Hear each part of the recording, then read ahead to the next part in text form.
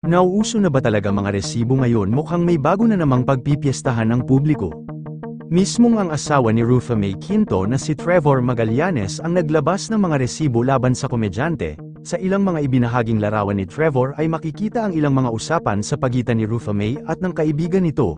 Tila pinagsusupetsahan ni Trevor na nagtataksil sa kanya si Rufa. Makikita rin ang pakiusap ni Rufa kay Trevor na huwag siyang sabihan ng masasakit na salita.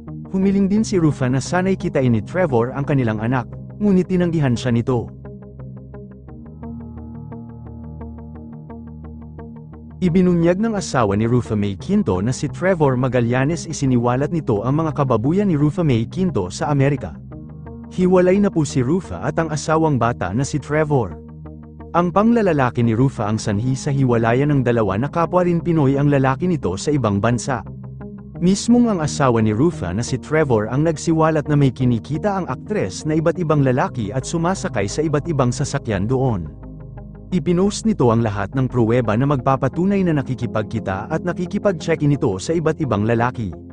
Makikita sa screenshots na tinanong si Rufa na gusto niya mag-check-in sa hotel.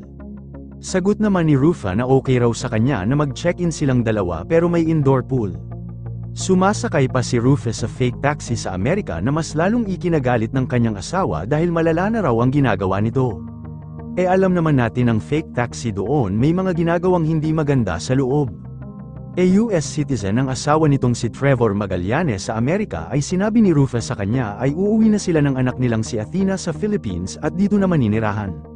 Na-triggered na ng husto itong asawa ni Rufa sa mga hindi magandang ginagawa ng aktres. Sumabay pa dito ang patong-patong na kaso ni Rufa dito sa Pilipinas na ngayon ay hindi pa rin nag-voluntary surrender ang aktres na sinasabi niya na gagawin niya.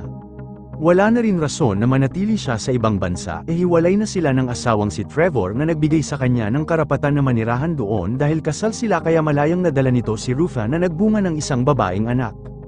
Pero sa case ngayon nito ay mukhang ayaw na ni Trevor Magallanes na makipagbalikan sa aktres-komedyan dahil tahasan na nitong pinaalis sa pamamahay niya si Rufa May Quinto. Yun lamang po. Ano ang masasabi mo sa balitang ito? Comment mo sa ibaba. Huwag kakalimutan i-like ang video na ito. Maraming salamat po sa panunood.